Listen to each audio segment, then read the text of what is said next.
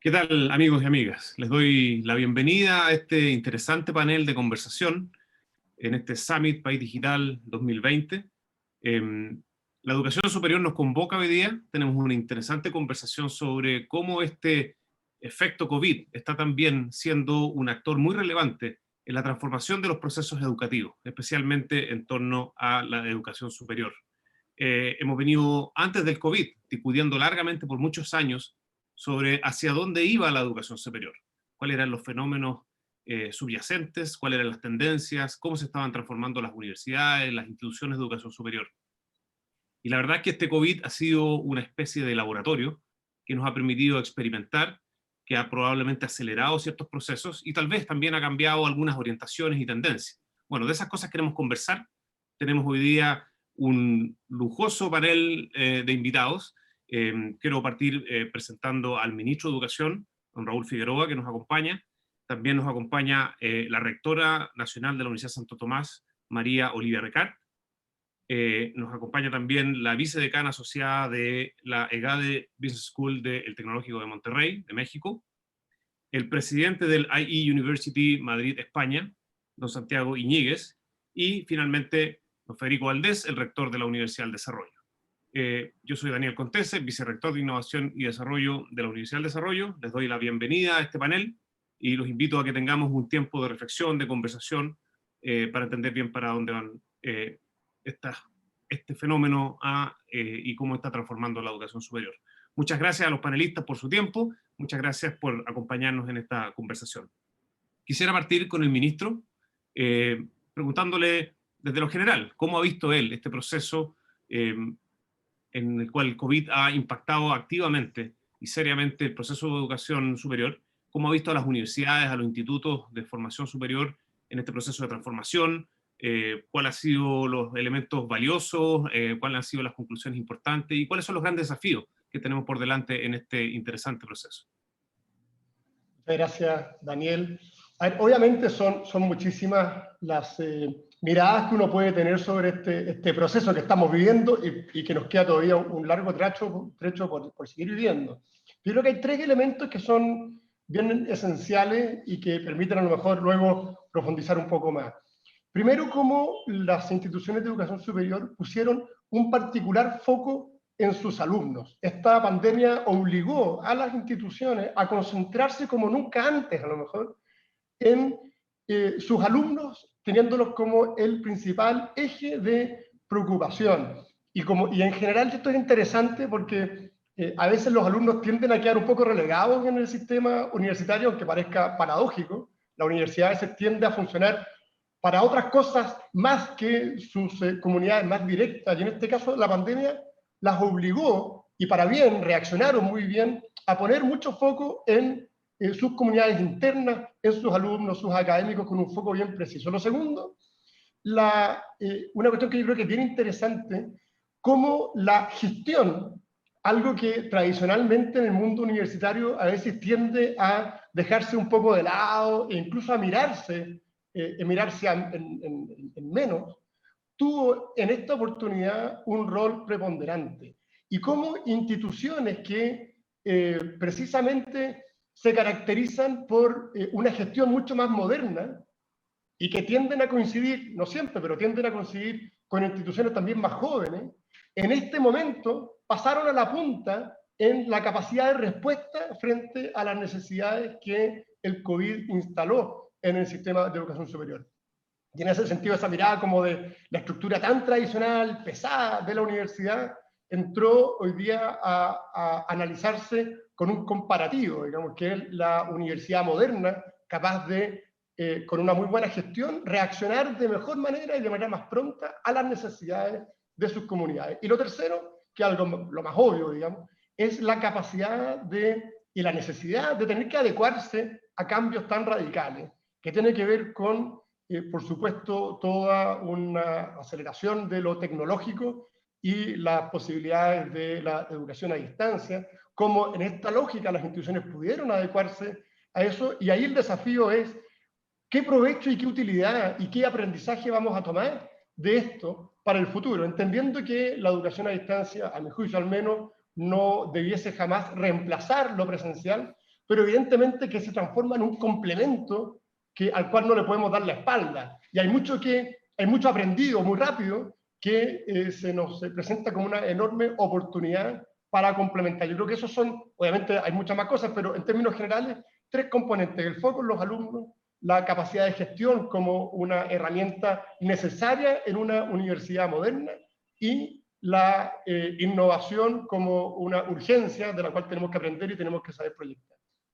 Muchas gracias, ministro. Muy interesante. Rectora Recart, tomándolo el planteamiento del ministro, y yendo al primer punto, el foco en los alumnos, que parece una cosa como muy interesante, porque uno podría haber dicho que las universidades siempre debieron o tuvieron un foco en los alumnos, y probablemente los distintos modelos educativos tratan de poner ese énfasis, pero ¿cuál ha sido su experiencia en este proceso respecto de el énfasis en eso, el fortalecimiento de ese pilar, la mirada del alumno, el centro del proceso educativo en el alumno? Bueno, muchas gracias por la invitación. Estoy muy halagada de estar aquí en este panel con el ministro compartiendo visiones sobre cómo la pandemia nos ha obligado a un reayornamiento, cómo nos ha obligado a mirarnos como institución y salir adelante. Quiero rescatar, antes de lo del alumno, me gustaría mucho rescatar los otros dos puntos que menciona el ministro, el tema de la gestión. Yo creo que la gestión ágil, una gestión dedicada a resolver los problemas, ¿no es cierto?, en el día a día, el desarmar las estructuras de los comités que existen siempre y armar estos comités ad hoc para resolver problemas puntuales, tanto de gestión normal de la institución como de gestión académica, han sido elementos centrales que yo creo que compartimos muchas las instituciones que estamos hoy día saliendo adelante con un semestre que ha sido complejo. Yo vengo de una universidad, la Universidad Santo Tomás, que tiene una trayectoria de foco en el estudiante de larga data. Tenemos un proceso muy enfocado a los estudiantes, con cortes que son cursos muy pequeños. Nosotros nuestras cortes son comparadas con el sistema más pequeña, entonces hemos profundizado el modelo en el sentido del acompañamiento del docente. Y creo que eso ha sido un elemento central, poner a disposición de los estudiantes multiplataformas para acceder a los docentes, que pensemos además que hay estudiantes de primer año que no lograron conocer físicamente a sus profesores y profesoras, y por lo tanto, cómo reemplazar esta presencialidad, esta cercanía, la posibilidad de hacerles preguntas.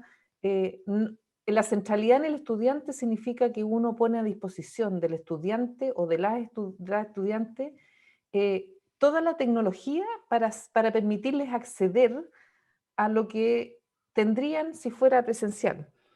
Y eso en el contexto de esto, en Chile la educación superior hoy día atiende a más de 1.200.000 personas, o sea, hay más de 1.200.000 familias que hoy día están viviendo la educación superior en sus hogares, ya sea porque a través de la pantalla, como estábamos ahora, aparece la mamá y se sienta en la clase, están los abuelos, están los hermanos chicos, y poner en el centro al estudiante significa adecuarnos nosotros a esa realidad, a la realidad que tiene el estudiante en su casa hoy día o desde donde toma, ¿no es cierto?, sus clases, y adaptarnos nosotros a lo que ellos necesitan. Creo que eso ha sido una de las lecciones interesantes, y yo quiero agradecerle públicamente aquí a todos los académicos y todos los profesores del sistema de educación superior, porque realmente han dejado, como uno dice, los zapatos en la calle, ahora no se puede decir eso, han dejado sus zapatos en la semipresencialidad, ¿no? O sea, aquí, en la cámara. Han dejado aquí en la cámara todo lo que tienen, y creo que ha sido un semestre duro, pero que ha valido mucho la pena. Doctor Iñiguez, en esta lógica pandemia y pospandemia, y manteniendo esta conversación en torno al foco del estudiante, ¿cómo balancear hoy día y en el futuro lo presencial versus lo virtual? ¿Cómo construir una oferta de valor que no solo sostenga lo que existía, sino que pueda ser incluso mejor. ¿Ah? Y cómo aprovechamos esta pandemia para salir con universidades fortalecidas y con procesos formativos mejor ajustados a lo que requiere el siglo XXI. Bueno, suscribo lo que ha comentado el ministro, ¿no? Y también María Olivia, acerca de ese foco en el estudiante y en general en los stakeholders de la universidad.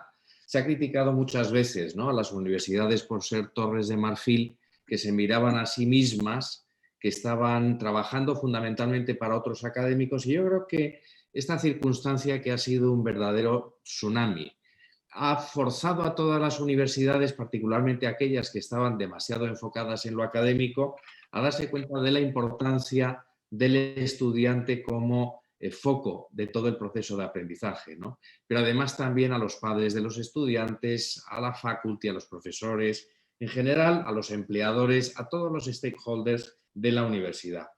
Yo creo que la pandemia ha sido un tsunami generado por un efecto externo, con un efecto y un impacto mucho más poderoso que los que hemos vivido en las últimas 3 décadas. Seguro que todos mis colegas recuerdan la década, en los comienzos del año 2000, cuando vivíamos la aparición de las grandes plataformas de enseñanza online, el e-learning, y se hablaba de un efecto disruptivo sobre la educación formal, las universidades tradicionales. En la década, a finales de 2009, aparecen los MOOCs, y también se hablan de cómo los Massive Online Open Courses van a sustituir los programas tradicionales.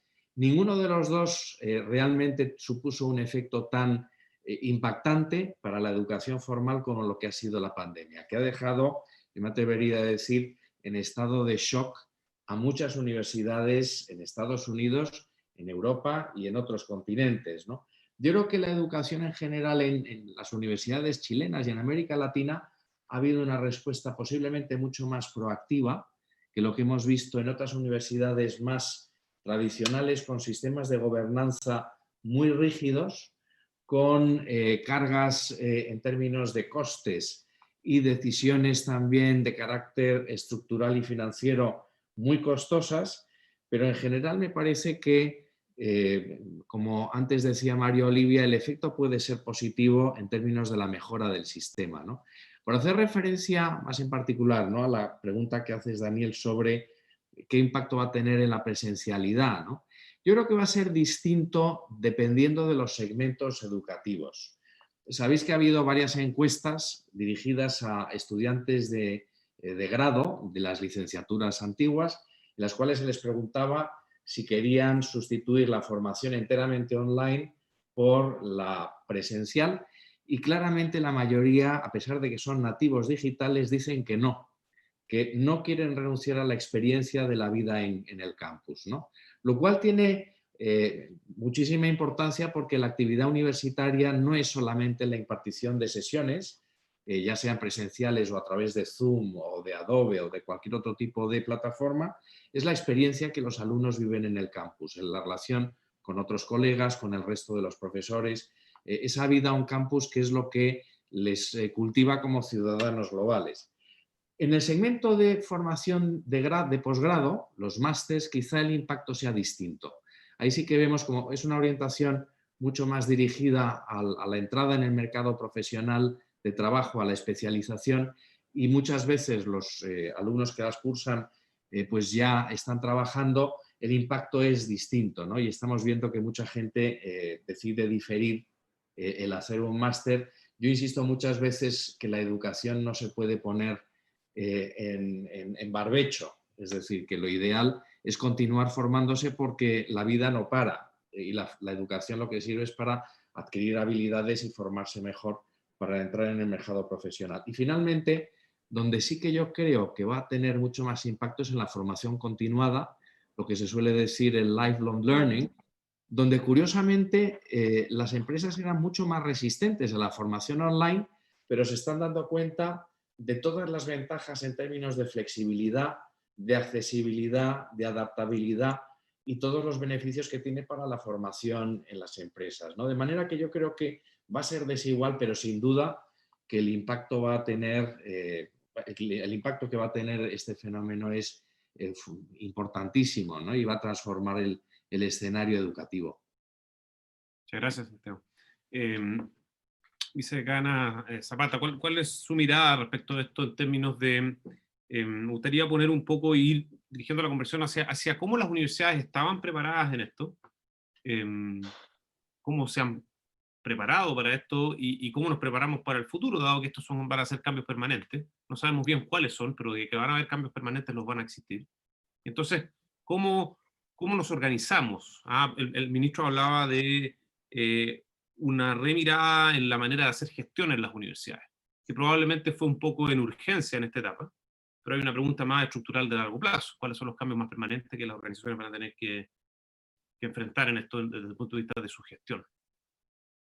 Claro, sí, bueno, pues yo quisiera también agradecer la invitación y pues estar aquí compartiendo con ustedes estos temas de gran relevancia en la actualidad y sumando a lo que han estado comentando pues los colegas, tanto el ministro Mario Oliva y Santiago, creo que es fundamental el tener estructuras más ágiles, y esto nos lleva a hablar a todos estos sistemas que tenemos a veces de gobernanzas de los presidentes y las diferentes escuelas. Creo que el tema de formar comités transversales a las escuelas siempre pues, va a ser de gran valor. Ese es un tema muy importante. Y el otro que estamos aprendiendo, pues es que el cambio pues ya es la constante, ¿no? Yo creo que lo veníamos escuchando, pero pues ahora lo vivimos, ¿no? Entonces, esta gestión tiene que ser ágil, pero no nada más en el tema de gestión administrativa académica, sino en el cambio continuo en la actualización de los planes de estudios, ¿sí? Normalmente las escuelas nos tomábamos mucho tiempo, hablando 4 o 5 años para hacer estas actualizaciones, y esto va a requerir que sea más rápido, más ágil. Y esto que me lleva a lo que viene. Bien, creo que perdimos a la decana Zapata. Voy a continuar mientras la recuperamos. Quisiera el rector Valdés pudiera comentarnos un poco sobre, en conexión a esto que estamos conversando, sobre cómo estaban preparadas las universidades, cómo se organizan, también una perspectiva más como industrial, en el sentido de organización, más allá de la universidad individual. ¿Cuáles son los fenómenos que usted vislumbra ahí en adelante, en lo particular de cada institución, pero también en la organización como un todo, de todas estas instituciones? Bien, yo tengo la impresión que vamos a enfrentar tiempos difíciles, posterior a la pandemia, porque estamos como en la mitad del tsunami, pero una vez que este tsunami se retire, van a quedar consecuencias bastante difíciles de enfrentar. Yo creo que el sistema universitario, el chileno con toda certeza, yo creo que en muchas partes del mundo va a ocurrir que en economías más empobrecidas o en economías con menos recursos, las universidades van a sufrir también, y van a sufrir probablemente un efecto más grande que lo que sufren las industrias de bienes básicos, por ejemplo. El estudiar, a final de cuentas, es un poco un lujo, que está reservado a los que de partida pueden dejar de trabajar, pueden asumir el costo de oportunidad que tiene el no estar siendo productivo. Y veníamos de muchos años de crecimiento, y eso se terminó. Eso se terminó en forma violenta. El producto de todos los países del planeta va a tener una caída que nos va a impactar. Eso sin lugar a dudas. Y eso va a llevar a que un número importante de instituciones pasen por problemas serios y probablemente que un cierto número de instituciones desaparezcan. Insisto, no solo en Chile. He leído sobre esto en Estados Unidos, donde tienen miles de instituciones de educación superior, y están viendo que se van a ver afectadas particularmente las de los niveles más bajos. Aquellas que entregan una credencial que vale mucho, probablemente el costo que van a tener que asumir es de seleccionar alumnos un poco menos buenos, pero en la medida que uno recorre hacia abajo está el ranking de calidad o de precio-calidad de las instituciones, los problemas van a ser mayores. Y esto me hace pensar que las universidades vamos a tener que hacernos las ideas de organizarnos como instituciones más ágiles, más livianas, eventualmente con planteles más reducidos y con capacidad de tomar oportunidades más que lo que siempre ha sido. En nuestra institución, la Universidad del Desarrollo, es particularmente buena capturando oportunidades, pero yo creo que vamos a tener que exacerbar esa condición. Yo creo que la rigidez que los sistemas universitarios del mundo han adquirido a lo largo de los años se va a ver duramente desafiada. Yo creo que pueden desaparecer universidades, yo creo que puede haber fusiones, y esto va a requerir que tengamos una administración, una gestión muchísimo más ágil y muchísimo más orientada a entender qué es lo que el mercado quiere al final, ¿ah? Porque ahí es donde los recursos van a estar. Los estados van a estar, además, particularmente débiles y enfocados a otras cosas en materia de recursos, y por lo tanto las universidades van a tener que arreglárselas cada una por su cuenta. Eso es lo que yo creo que va a ocurrir. Mi impresión es que solo las universidades capaces de innovar, las universidades capaces de tener una actitud emprendedora, van a salir bien parados de esto. Como conversábamos un rato atrás, la pandemia ha sido una oportunidad para las universidades que tienen una orientación al alumno, que tienen una orientación a la gestión. Y las universidades que han hecho toda la vida las cosas de una cierta manera y no fueron capaces de adaptarse, hoy día lo están pasando muy mal. Y yo creo que eso se va a exacerbar en el futuro. O sea, yo veo con preocupación lo que viene en los próximos años. Pasada la pandemia, yo creo que todavía van a venir años muy complicados para las universidades, como les digo, con un efecto multiplicador sobre lo que le va a ocurrir a las economías de cada uno de los países donde están insertas. Parece ser que una conclusión clara a esta altura de la conversación es la necesidad de agilidad, de capacidad de cambio, de transformación. Ministro, ¿cómo desde la perspectiva de la política pública, de cómo nos organizamos como sociedad en torno a las reglas del juego que le ponemos a las instituciones, podemos hacer que esto ocurra de una manera más rápida, de una manera más... podemos apoyar al sistema, porque todos sabemos bien que una buena política pública ayuda y una mala política pública hace todo lo contrario.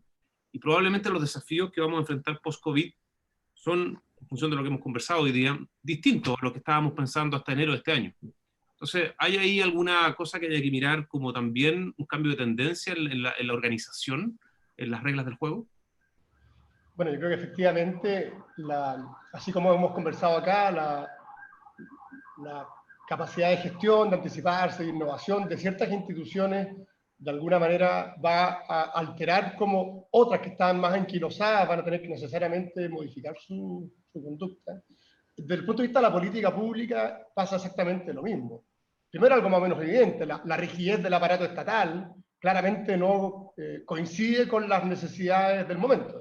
Tenemos un aparato muy rígido que evidentemente que deja en evidencia la necesidad de una mayor flexibilidad desde el punto de vista del manejo del aparato estatal. Pero no solo desde el aparato estatal y su administración, sino que una cosa más profunda que tiene que ver con el diseño de la política pública, el rol de la política pública en educación y cómo, en definitiva, somos capaces de aprender también que si queremos instituciones capaces de innovar, como hoy día ha quedado en evidencia, la política tiene que estar pensada también para que tengan espacios de innovación las instituciones.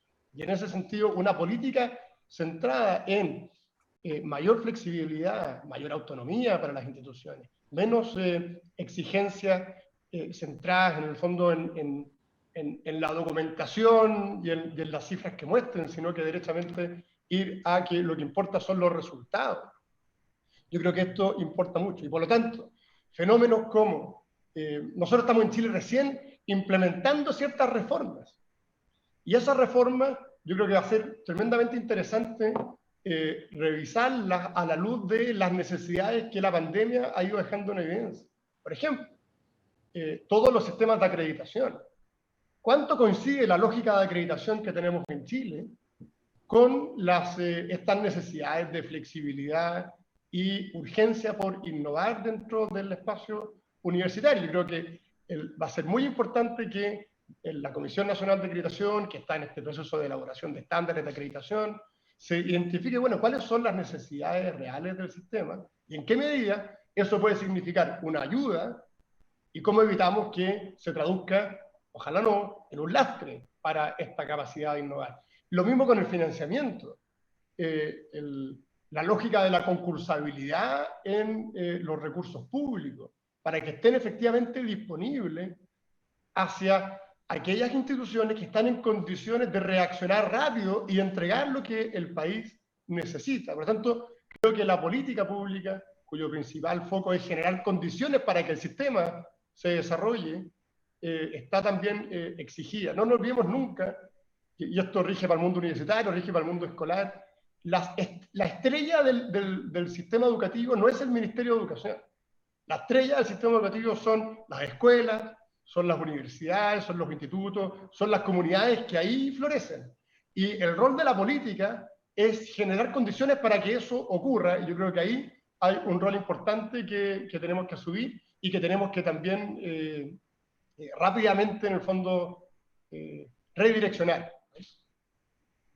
Gracias, ministro. Rector Iñiguez, usted que dirige una muy prestigiosa universidad en España, en Europa, ¿cuál es la conversación en esta línea de cómo adaptamos la sociedad para los tiempos post-COVID? Una discusión que era muy valiosa antes de COVID, pero que hoy día nos obliga y nos pone en urgencia. ¿Cuál es su mirada en esta perspectiva pública?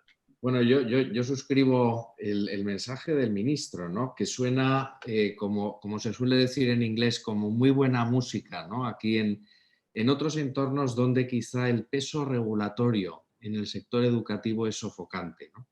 Estamos pidiendo a las universidades que sean el motor de la innovación social en términos de investigación, de formación de profesionales y a la vez en muchos países la regulación del sector educativo es asfixiante.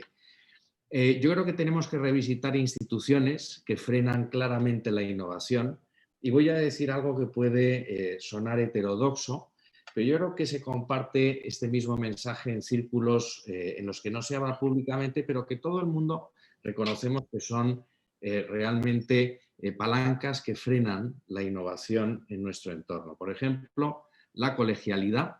Es decir, algo que resulta formalmente bueno, que las decisiones se tomen de forma colegial y que participen todos los colectivos, sin embargo, es algo que frena evidentemente la agilidad y la innovación. Si un nuevo programa, si una nueva iniciativa en la universidad tiene que ser votada por todo el claustro de profesores, por el cuadro de alumnos, sus representantes, etcétera, lo normal es que no salga adelante, porque ya saben ustedes que y yo creo que todos los que nos escuchan nos entenderán, los grupos de stakeholders más conservadores generalmente suelen ser el propio claustro de profesores y los alumnos que no quieren que las cosas cambien, ¿no?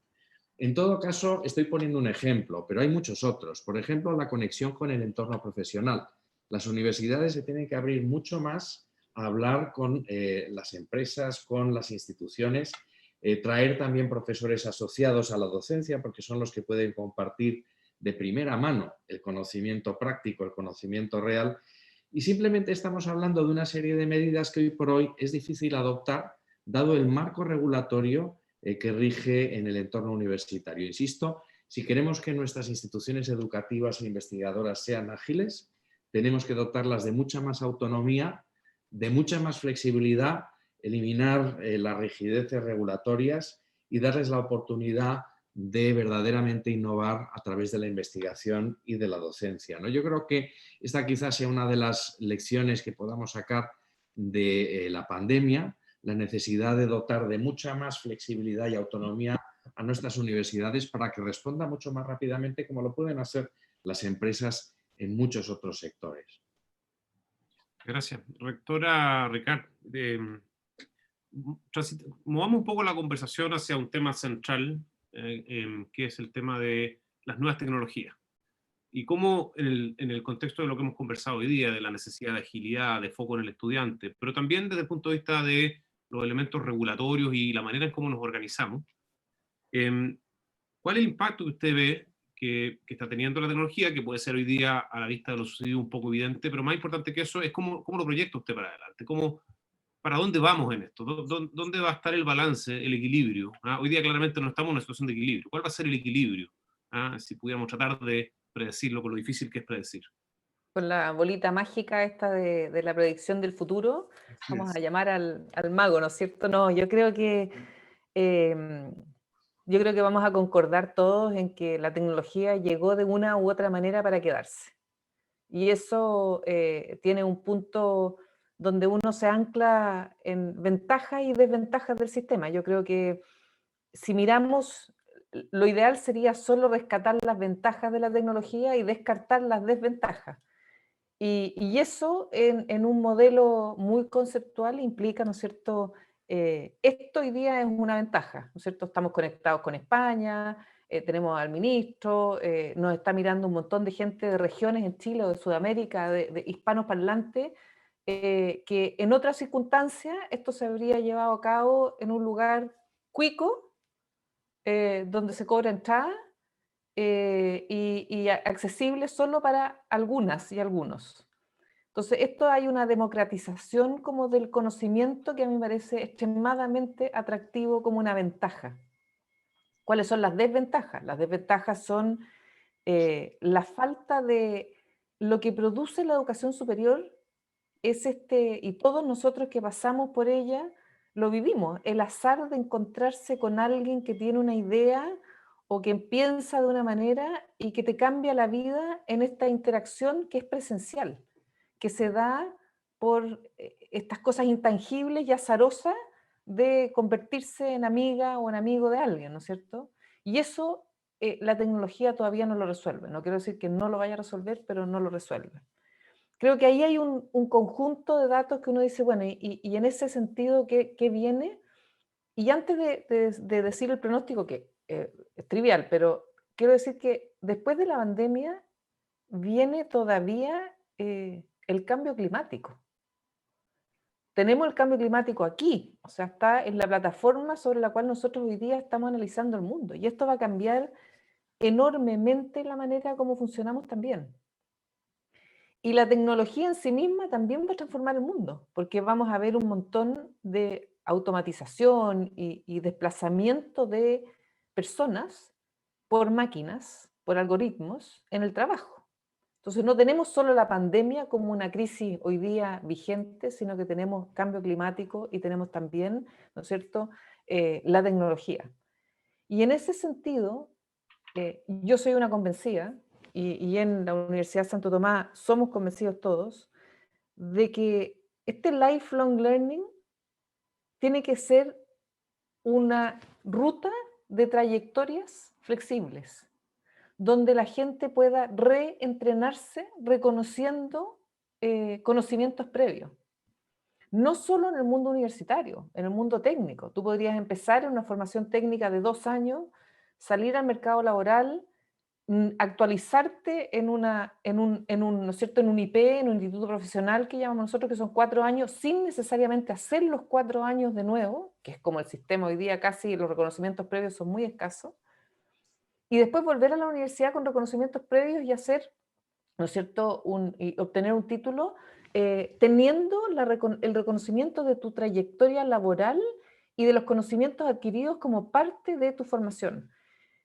Creo que lo disciplinar, que es fundamental, se va a abrir a estas otras trayectorias que tiene el mundo hoy día, y que le va a permitir a un montón de gente, a mucha gente, que no es la élite de los países donde vivimos, sino que es la gente que de verdad progresa y transforma sus vidas con la educación superior, acceder de una manera mucho más lenta, pero de una manera segura a una formación que va a ser a lo largo de su vida.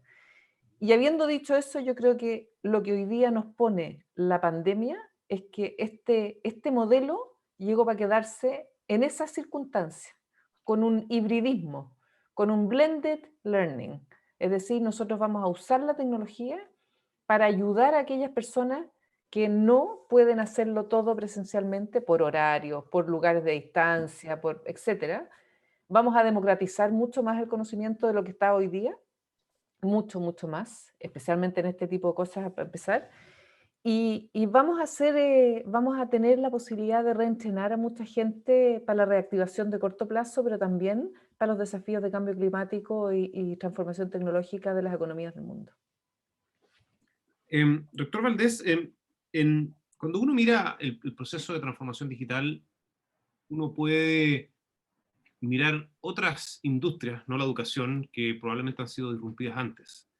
Y era una conclusión muy fuerte antes del COVID, en esas industrias, por ejemplo en el retail, en la industria logística, la importancia creciente de la información y los datos organizados. Entonces, la pregunta natural que uno puede hacerse mirando el sistema de educación superior es si los datos también van a ser, o ya lo son, una fuente demasiado relevante a propósito de construir una universidad para el futuro. Y la pregunta siguiente es, bueno, ¿cómo las universidades pueden aprovechar esta oportunidad? ¿Cómo se organizan en torno a esto? ¿Y cuánto esto va a también ser una tendencia a partir de post-COVID? A ver, yo creo que las instituciones de educación superior, por la naturaleza de su actividad y por el enfoque al alumno del que hablábamos hace poco rato atrás, están en una situación particularmente privilegiada para usar y gestionar datos. Nuestros alumnos actuales, nuestros alumnos potenciales, nuestros egresados, están generando información todo el tiempo. Y por lo tanto los datos se pueden usar en forma intensa para, por ejemplo, los procesos de admisión. Por ejemplo, para entender bien cuál es la naturaleza del tipo de alumnos que uno capta, el tipo de alumnos que uno recluta, qué otros tipos de alumnos uno podría querer incorporar a la universidad, qué tipo de mensajes son efectivos con determinados alumnos de ciertas regiones, género, en fin. Eso por dar un ejemplo. También es evidente que el buen uso de los datos puede ayudar mucho en los procesos de retención de alumnos. A todos nos ocurre que perdemos más alumnos de lo que nos gustaría. Hay algunos que pierden más que otros, pero incluso los que perdemos un número reducido de alumnos, pensamos muchas veces, si yo me hubiese dado cuenta antes, si yo hubiese tenido señales adecuadas, ¿cómo pude haber implementado planes remediales? ¿Cómo pude haber asistido? ¿Cómo pude haber incentivado a ese alumno para que se mantuviera en la carrera en la que estaba? ¿Cómo pude haberlo orientado para que se cambiara a otra carrera dentro de esta misma institución? Lo mismo ocurre con la empleabilidad. Uno está permanentemente tratando de acertar, de encontrar cuáles son las capacidades y competencias que uno tiene que darle a un determinado profesional que egresa a la universidad en la que uno trabaja, para que sea exitoso el día de mañana en el mundo laboral. Y de aquí también el uso de los datos, al ver el desempeño de las decenas de miles de egresados que hay en el caso de la Universidad del Desarrollo, pero esto se repite para todas las universidades. La correlación que hay entre eso y las asignaturas que tomó, las notas que obtuvo, las actividades en las que participó, también ofrecen un campo de acción muy amplio.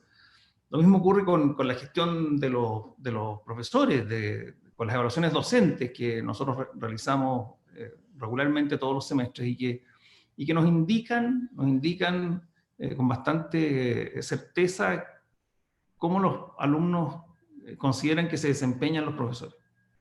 Pero nos dan mucha más información que esa, y uno puede mirar qué es lo que ocurre a lo largo de los años, con una cohorte, con otra, con profesores con un determinado tipo de formación, en fin, hay muchas maneras de utilizar estos datos. Y por supuesto la evaluación de todos los servicios que la universidad le entrega a los estudiantes, que en la medida que uno tiene información pronta y adecuada, puede mejorar el desempeño en forma sistemática. O sea, lo que hay que hacer al final es tratar de estar permanentemente utilizándolo. No usarlo una vez al año, sino que estar permanentemente usando los datos para mejorar los procesos académicos y de gestión de la universidad.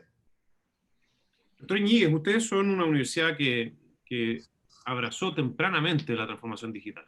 Nosotros acá en la Universidad del Desarrollo hemos seguido un proceso también de incorporar la transformación digital y hemos visto que tiene muchos ámbitos, ¿cierto? Los datos que comentábamos recién es un ámbito.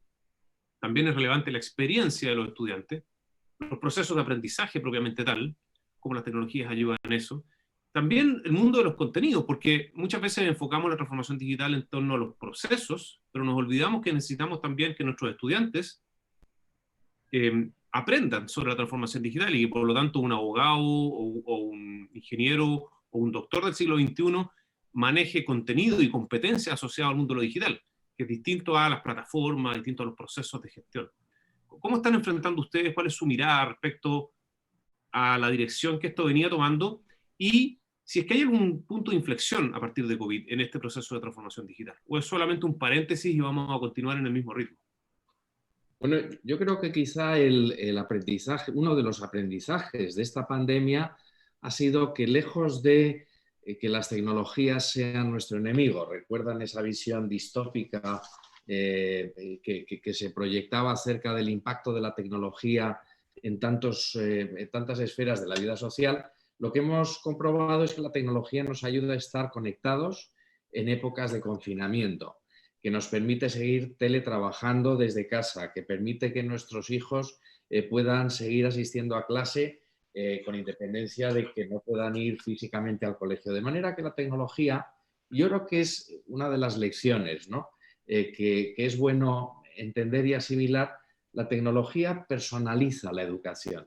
Tradicionalmente la educación había sido un sistema de estandarización, de preparar a la población de acuerdo con unos conocimientos estándar, de unos conocimientos generalizados, prepararles para una profesión, prepararles para un oficio, pero lo que echábamos en falta, lo que todavía no teníamos, eran instrumentos que nos permitieran personalizar el aprendizaje, identificar cuáles son las habilidades de cada uno de los estudiantes, adaptar el ciclo educativo y el proceso de aprendizaje a sus necesidades, a su disposición, a sus habilidades, y eso es lo que la tecnología permite. De manera que la gran lección, ¿no?, que yo creo que, y todavía estamos muy al comienzo, es que la tecnología nos permite personalizar la educación.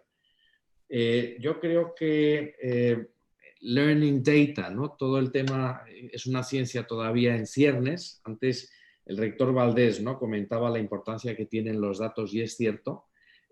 Todavía estamos manejando posiblemente los macrodata en todo lo que tiene que ver con grandes tendencias en el mundo educativo, pero nos hace falta indagar mucho más y necesitamos desarrollar las herramientas, la ciencia, en todo lo que tiene que ver con los microdata, ¿no?, con los datos del aprendizaje individual de cada uno de nuestros alumnos. ¿Cómo aprenden? ¿Qué tipo de habilidades se ajustan mejor a determinados contenidos? Por supuesto, en qué momento, en qué circunstancia. Todos estos temas, lógicamente, no excluyen el papel fundamental del profesor. Yo creo que en este contexto el profesor se convierte en un orquestador de todo el proceso de aprendizaje. Lo que pasa es que necesitará entender mucho mejor cómo manejar las plataformas educativas, tendrá que estar mucho más familiarizado con todas las aplicaciones, las herramientas de tecnología, sentirse cómodo en un entorno en el que a lo mejor no ha nacido, no es nativo, pero con independencia de eso sigue teniendo un perfil enormemente importante y el ascendiente sobre los alumnos y la necesidad de articular todo el proceso educativo.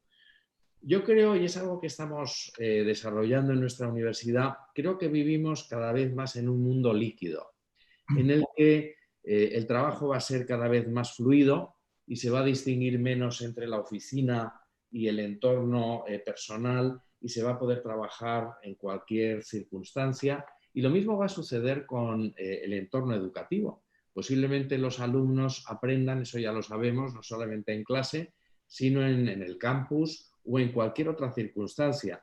Y la tecnología lo que nos va a permitir es maximizar los resultados de ese aprendizaje en cualquier tiempo y en cualquier circunstancia. De manera que lo que tendríamos que ver es cómo unir todas las partes de ese proceso, lo que es la clase presencial, que sigue siendo fundamental. Yo creo y estoy de acuerdo, ¿no?, con lo que comentábamos antes acerca de la importancia de la experiencia, de ese, permítame la expresión, feedback animal que se vive cuando se comparte el mismo espacio físico. Al final es algo muy importante y no es prescindible. Pero además podremos desarrollar muchas otras partes que tienen que ver, por ejemplo, con las sesiones asíncronas, foros, chats y muchas otras herramientas, o con los elementos que forman parte del autoaprendizaje. Por supuesto, con los contenidos. Yo creo que una asignatura pendiente es cómo las universidades pueden, de alguna manera, ordenar la infinitud de contenidos existentes en la red. Hoy por hoy, desgraciadamente, nuestros alumnos pulsan y utilizan los motores de búsqueda, de manera que muchas veces las respuestas a las preguntas que sus profesores les plantean en clase, desgraciadamente, son la misma, porque eligen la primera respuesta que sale en el motor de búsqueda. Entonces tendremos que ver cómo estimular la creatividad y la innovación para que nuestros alumnos busquen a través de todos los recursos disponibles, pero nos traigan a clase soluciones mucho más personalizadas, mucho más creativas, mucho más, si me permite la expresión, outliers, ¿no?, fuera de lo que es la norma. En todo caso, por resumir, yo creo que vamos a asistir a este desarrollo del aprendizaje líquido que integra lo síncrono, lo asíncrono, lo que sucede en clase, lo que sucede fuera del aula, lo que sucede en el mundo profesional y en el mundo académico. Y como decía aquí, me parece que el papel del profesor, lejos de convertirse en un papel pasivo distinto, se enfatiza, se enriquece y se convierte en mucho más importante. Yo sé que el ministro tiene ganas de decir algo, pero quiero decir una cosa muy, muy breve. A partir de lo que dice Santiago, que me parece súper interesante, me parece que el tema de si yo fuera una empresa que está mirando esto como no sé cómo se llama esto, Summit, el País Digital Summit, eso, perdón, ¿de qué debiera preocuparse de los desarrollos que vienen o las necesidades que tenemos nosotros? Evaluación, de todas maneras. No hay todavía evaluaciones que sean suficientemente sólidas o no invasivas en el mercado que te permitan hacer evaluaciones online confiables y formativas o sumativas, cualquiera de las dos. Yo creo que el tema de la interdisciplinariedad, y eso tiene que ver con la política pública, pero también tiene que ver con la tecnología, cómo tú vas mezclando, ¿no es cierto?, en simultáneo que puedas tener distintas sesiones, interdisciplinariedad. Y la tercera, que me parece la más interesante de todas, que en este mundo de antes, ¿no es cierto?, el estándar era lo mismo para todos, hoy día debiera ser una cosa muy hecha a medida para la forma en que tú aprendes. Hay gente que aprende de memoria, hay gente que aprende por colores, hay gente que aprende con números, hay gente que aprende con imágenes. Y nosotros enseñamos para un promedio de eso. Sin embargo, hoy día la tecnología te permite identificar la forma en que la gente aprende. Y tú puedes hacerle contenido específico, en especial para nivelar cuando se te van quedando atrás. Y yo creo que eso es una de las ganancias que no estamos viendo hoy día, pero que de todas maneras viene y que está hecha más o menos con las pruebas, ¿no es cierto?, las pruebas estandarizadas, pero como hemos visto en el mundo y en Chile en particular, las pruebas estandarizadas todavía tienen mucho que darnos. Es súper interesante esta reflexión porque, y aquí una pregunta para el ministro, porque uno puede, pre-COVID, haber hecho un listado de los desafíos que teníamos como sistema de educación. En general y en particular para convoca aquí, que es la educación superior.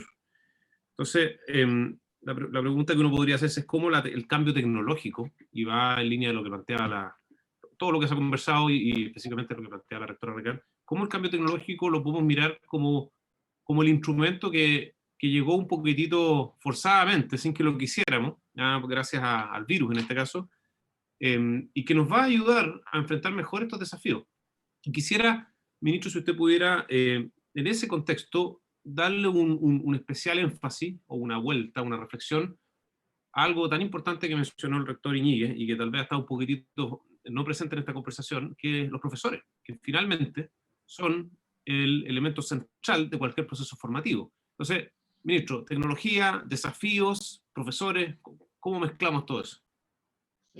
A ver, la verdad que son varias cosas, ha estado re interesante y uno va reflexionando, incorporando algunas ideas. Primero una cosa como general, yo creo que si hay una oportunidad que hoy día tienen las instituciones es de potenciar sus proyectos, sus propias características en todos sus alumnos. La idea del campus virtual es una herramienta fabulosa para que las propias comunidades se potencien en torno a un ideario general, digamos, que es el sello que cada institución quiere plasmar en sus comunidades. Y en cosas simples. El profesor Íñiguez hablaba hace un rato atrás de los MOOCs, y que están hace mucho tiempo, pero que en realidad no han tenido ese impacto que uno hubiese esperado. Yo tengo una idea de por qué no tienen ese impacto, porque es una oferta que está disponible, pero que no tiene un tronco común, son herramientas que están a disposición. Si uno lleva la misma lógica de los MOOCs a los proyectos específicos de cada institución, y por ejemplo, genera esa misma plataforma para todo lo que es la formación general de una universidad,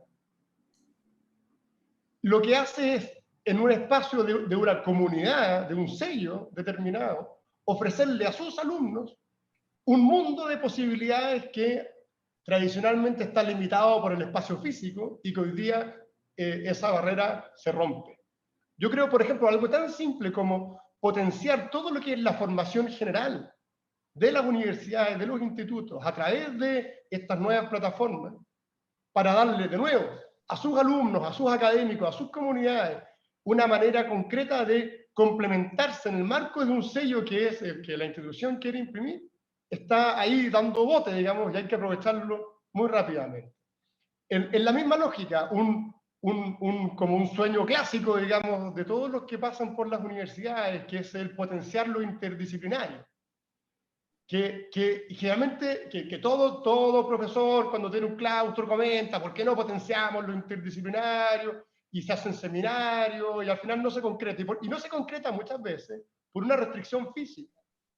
Hoy día, esa restricción física queda en evidencia que se puede superar, no completamente, pero de una manera bastante amplia. Y por lo tanto, existen espacios para potenciar el espíritu universitario gracias a la tecnología. Y creo que la idea de potenciar el sello, la Universidad del Desarrollo ha sido particularmente insistente en eso, en tener un sello hacia sus alumnos. Yo creo que eso es súper interesante. Creo que aquí la tecnología nos da un espacio enorme para ello. Y quiero agregar un tema adicional que tiene que ver con lo que tú planteabas, lo que plantea Santiago Íñiguez, que recién lo han dicho todos. El tema de los profesores, el factor humano, en definitiva. Tanto hablar de las posibilidades de lo digital, de las posibilidades de la tecnología, es fundamental. Pero obviamente que nada de eso sirve si uno deja de lado el factor humano. Las personas que son capaces de utilizar esas herramientas, porque en definitiva estamos hablando de herramientas. Y esas herramientas van a ser más o menos funcionales a un objetivo, dependiendo de quiénes sean las personas capaces de sacarles el máximo provecho, tanto en la oferta como en la demanda, en quienes los ven que están herramientas a su disposición. Y dentro de todo ese elemento del factor humano, yo creo que hay una cuestión que es fundamental, que es el liderazgo. Oportunidades se presentan siempre, durante toda la historia de la humanidad se presentan oportunidades.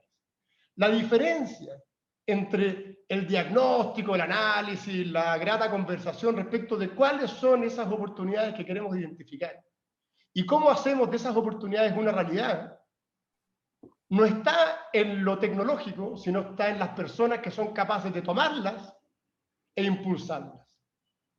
Y eso es, yo creo, hoy día lo que Chile en particular necesita de todas sus instituciones, y no creo equivocarme si uno lo extrapola más allá de las fronteras del país.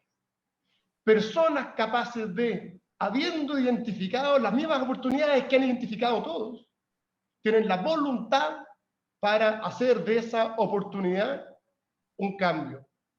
Y de ese cambio, algo verdaderamente útil, atractivo, necesario para toda una comunidad. La innovación, en definitiva, pasa en parte por la tecnología, en parte por el trabajo que está detrás.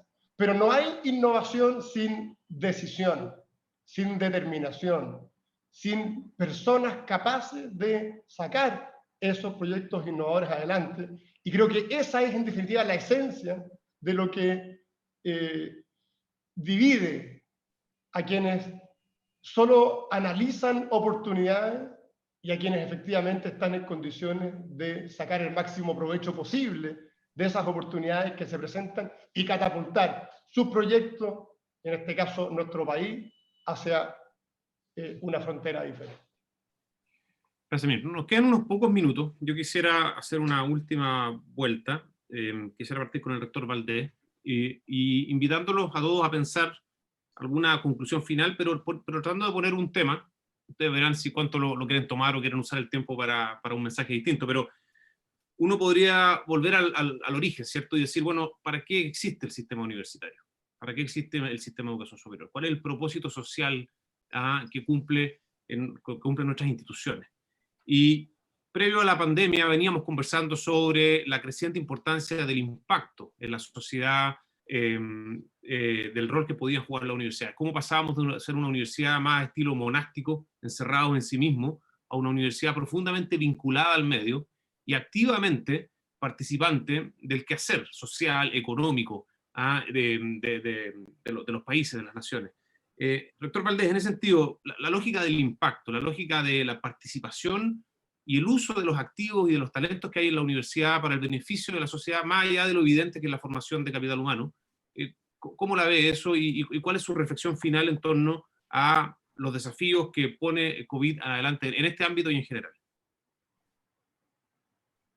Nosotros fundamos la Universidad del Desarrollo hace 30 años y nuestro propósito declarado en ese momento fue impactar la sociedad de la región del Biobío, que es donde nació la Universidad del Desarrollo en el sur de Chile. Esto fue cambiando a lo largo del tiempo por un propósito de producir un impacto a nivel nacional, por supuesto manteniendo esa vocación de la región donde nacimos y que tanto queremos. Y en eso estamos enfocados hoy, en tratar de producir impacto. Llegamos a la conclusión de que la mejor manera que teníamos de colaborar con el país era produciendo impacto. Y este impacto se puede traducir en muchas cosas. Y no siempre es fácil de medir, pero uno puede enunciar razonablemente qué es lo que uno pretende cuando quiere impactar. Uno puede impactar en cosas tan simples como ayudar a sectores más desposeídos, que es algo que nuestros alumnos hacen permanentemente. Nuestros alumnos están organizados en muchos voluntariados que le dedican muchísimas horas al mes y muchísimas horas durante las vacaciones, en el verano, en el invierno, a eso. Particularmente los del área de la salud, particularmente los que dan ayuda legal a los pobladores, los que los ayudan a emprender, en fin. Esa es una manera. También se puede medir la manera en que uno impacta a la sociedad viendo cuánto aparecen las opiniones de quienes participan de una comunidad universitaria en los medios, cuánto influyen esas opiniones. Si es que una casa de estudios es capaz de poner sobre el tapete temas de discusión que después son tomados por otros. Uno puede medir este impacto por la participación que tienen las universidades, que tienen un conocimiento profundo de temas que son muchas veces muy sofisticados, en los procesos legislativos, porque se necesitan expertos que entiendan y que den una perspectiva técnica de lo que se legisla.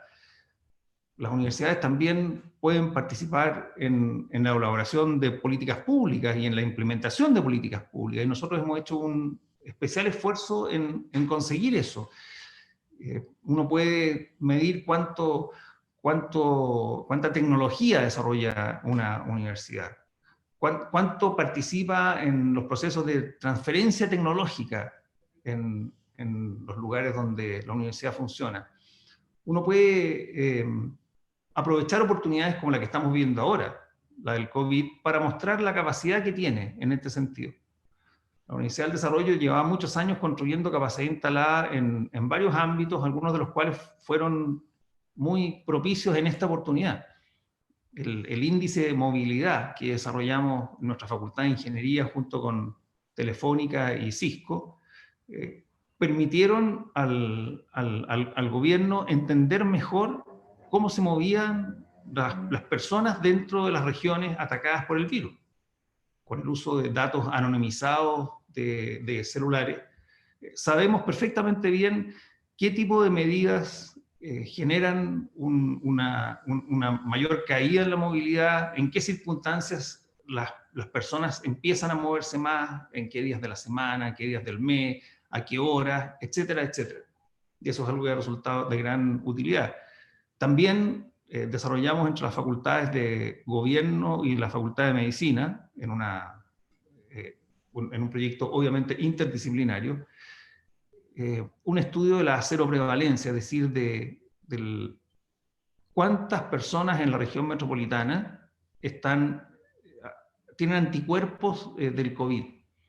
Por lo tanto, ¿cuántos ya fueron contagiados? Porque las cifras de contagiados evidentemente subestiman por mucho la cantidad de personas que se han visto expuestas al virus. Todos sabemos perfectamente que hay una gran cantidad de asintomáticos, que hay muchos casos no reportados, y por lo tanto la autoridad puede decir que hay 500.000 casos, y nosotros podemos llegar a la conclusión por un análisis estadístico y biológico que no son 500.000, sino que son 3 millones los que están contagiados.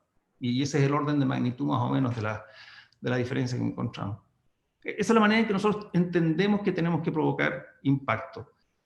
Somos generadores de conocimiento, tenemos grandes capacidades, tenemos gente extraordinaria y permanentemente los estamos impulsando a salir a provocar ese impacto, que es un impacto muy positivo que nuestra universidad y todas las universidades en general pueden provocar en la sociedad chilena. Bueno, estamos muy justo al tiempo. Les voy a pedir que ojalá en un minuto puedan cada uno de ustedes redondear alguna idea final, algún concepto asociado a lo que hemos conversado, asociado a esto último. Si quieren, partimos por el ministro. Gracias, Daniel. Bueno, primero reiterar el agradecimiento, ha sido muy grata la conversación. Yo creo que hay un tema que es relevante y que tenemos que aprovechar ahora de cómo combinarlo de la mejor manera posible. Todas estas oportunidades, toda la tecnología que se nos ofrece, todo el aprendizaje que hemos tenido como consecuencia de esto, con lo que es la misión de la universidad, el objetivo de la universidad. La misión propia, la misión en términos generales. Hay un ensayo precioso de Ortega y Gasset, que es la misión de la universidad, que precisamente apunta a que la universidad tiene un rol hacia su comunidad, el rol de poner a sus alumnos, de insertar a sus alumnos en el medio en el que viven, para que tengan las mejores herramientas de ser a su vez un aporte al desarrollo de la sociedad, el transmitir una cultura, el tener un sello. Y yo creo que, como lo decía hace un rato, creo que aquí hay un elemento clave, que es cómo las instituciones son capaces de utilizar todas las oportunidades que hoy día están disponibles, desde la tecnología hasta los aprendizajes, para poder potenciar su propio sello y transmitir al país una misión. Y de tal manera de que, en definitiva, el aporte que significa para la sociedad una universidad se potencie gracias a estas oportunidades que estamos hoy día viendo. Insisto, para ello, lo más importante, más que los instrumentos, son las personas capaces de liderar esos cambios. Gracias, ministro. Rectora Recal. Y yo quería y siguiendo la misma línea del ministro, la Universidad de Santo Tomás, nosotros tenemos 13 sedes, más de 25.000 estudiantes, 75% de nuestra matrícula está fuera de Santiago, 75% fuera de Santiago, y yo diría que nuestra misión principal y así como cuando Federico hablaba de la Universidad del Desarrollo, nosotros en la Universidad de Santo Tomás queremos que la universidad sea una experiencia transformadora del estudiante. Que los estudiantes que pasen por nuestra universidad tengan una experiencia que les transforme la vida, para que ellos puedan transformar la vida de las comunidades a las cuales ellos vuelven. Y esto es súper importante porque nosotros aquí estamos hablando del desarrollo de las regiones de Chile. Estamos generando comunidad en regiones desde Arica hasta Puerto Montt, cumpliendo un rol de una manera integrada. Todas las regiones tienen universidades propias, pero nosotros tenemos sede desde Arica a Puerto Montt y creo que cumplimos un rol esencial en dándole esta integralidad a este sello que menciona el ministro. Y la tecnología para nosotros hoy día llegó para quedarse precisamente por el tipo de institución compleja que somos, porque esta complejidad de multisede, multiregión, se gana mucho con la tecnología. Y así como recojo el guante en el que estamos nosotros trabajando arduamente ahora en todo lo que es la formación integral e interdisciplinaria, para el segundo semestre vamos a tener una oferta bastante interesante y variada. Creo que como nosotros les damos a los estudiantes un ambiente de ensayo y error protegido, ¿no es cierto? Nuestros estudiantes aprenden equivocándose.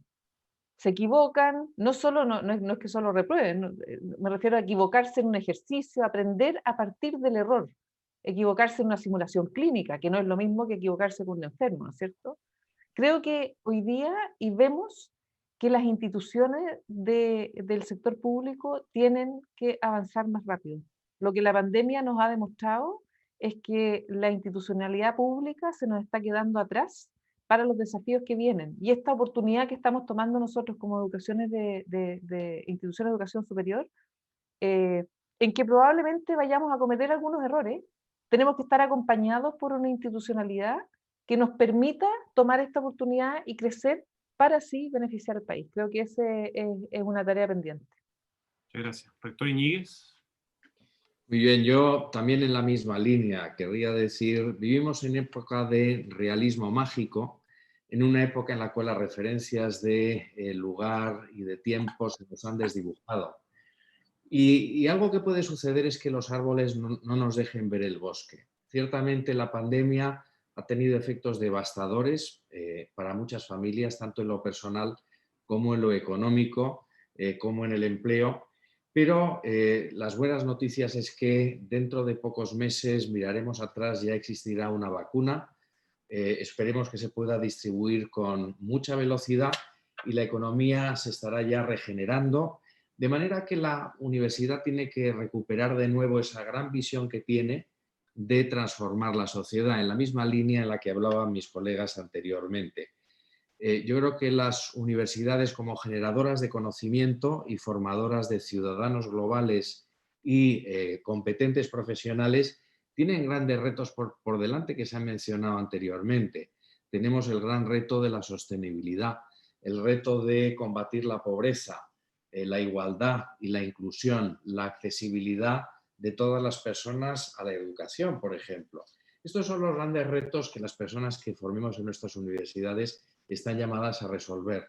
Por lo tanto, nuestro deber es formar a emprendedores, a esos ciudadanos globales que van a poner y diseñar esa arquitectura de la sociedad global que pueda hacer frente a estos grandes desafíos. Por lo tanto, yo animo a ver más el largo plazo, no tanto los retos del corto en el que vivimos en confinamiento, aunque cada vez las cosas son mejores y todos los campus están aplicando esos protocolos sanitarios que permiten garantizar las mejores condiciones, de manera que lo que espero es que dentro de unos meses, cuando nos volvamos a reunir, podamos de nuevo recuperar esa agenda de los grandes desafíos que tiene nuestra sociedad global.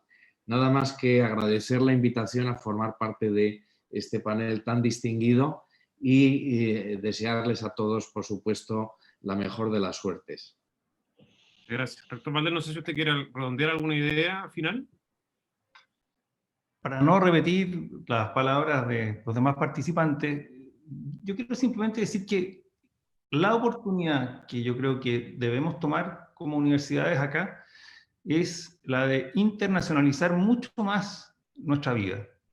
Porque hasta hace muy poco, hasta hace meses atrás, la globalización se traducía entre otras cosas, en pagar pasajes de avión, en pasar mucho tiempo lejos del hogar, y eso es algo a lo que no todo el mundo tiene alcance, obviamente. Hoy día hemos descubierto, y probablemente por un buen rato más vamos a estar sometidos a una restricción que nos obliga a hacerlo por medios tecnológicos, que por supuesto no son perfectos, no están distribuidos en forma totalmente equitativa, sobre todo en los países de menos ingresos, pero están al alcance de todo el mundo, que todo el mundo puede de alguna u otra manera conectarse. Me consta, yo acabo de terminar un semestre haciendo clase a 85 alumnos y la verdad es que la evaluación que hicimos con los alumnos al final, y yo con 30 años haciendo clases, creo que tengo claro cuando las cosas funcionan o no, es que resultó bien. Resultó bien. Fue muy distinto, fue muy desafiante, sobre todo al comienzo para mí, que no soy nativo digital, pero al final sacamos adelante un semestre realmente notable. Eso mismo se puede hacer ahora con alumnos de varios continentes simultáneamente. Salvo porque las horas de repente no ayudan mucho, uno puede tener en la sala de clase alumnos españoles, vietnamitas, rusos, chilenos. Eso es una cosa fantástica y que tenemos que empujar, tenemos que explorar. Nosotros estamos partiendo con un programa ahora en que 250 de nuestros alumnos van a tomar asignaturas en universidades de 3 continentes. Estamos recibiendo algo así como 180 alumnos de universidades de otras partes del mundo que están ya tomando clases con nosotros desde hace 2 semanas. Yo creo que tenemos que aprovechar estos años para desarrollar eso con una potencia única. Estoy seguro que van a venir mejores tecnologías. Hoy día todos hemos descubierto Zoom y nos hemos dado cuenta de lo fantástico que es. Yo creo que cuando miremos en 2 años más vamos a encontrar que el Zoom que estamos usando hoy día probablemente es muy primitivo. No me cabe la menor duda que aquí quienes se dedican a desarrollar este tipo de tecnología nos van a proveer con medios mucho mejores que van a hacer este tipo de contacto más frecuente. Así que yo llamo a las universidades en el mundo en general a insistir en este punto porque aquí hubo, como dijo la rectora Recartes un rato atrás, una especie de democratización de muchas cosas. Porque ahora el alumno que no tenía posibilidades de pagarse un pasaje para ir a Madrid, podría tomar eventualmente clases en el IE University y eso sin duda le cambiaría la vida. Bueno, hemos volado sobre muchos temas. Ameritaría cada uno de estos temas un summit completo. Pero creo que ha sido provechoso, creo que hemos podido sacar algunas ideas en concreto. Yo quiero agradecerle al ministro, al presidente Iñiguez, a la rectora Recart y al rector Valdés por el tiempo y por la oportunidad de conversar estas cosas que tanto nos apasionan y tanto nos importan. Muchas gracias a todos los auditores por acompañarnos también. Invitamos a todos a seguir pensando y reflexionando sobre cómo construir una universidad del futuro para el siglo XXI. Muchas gracias a todos. Que les vaya muy bien. Muchas gracias.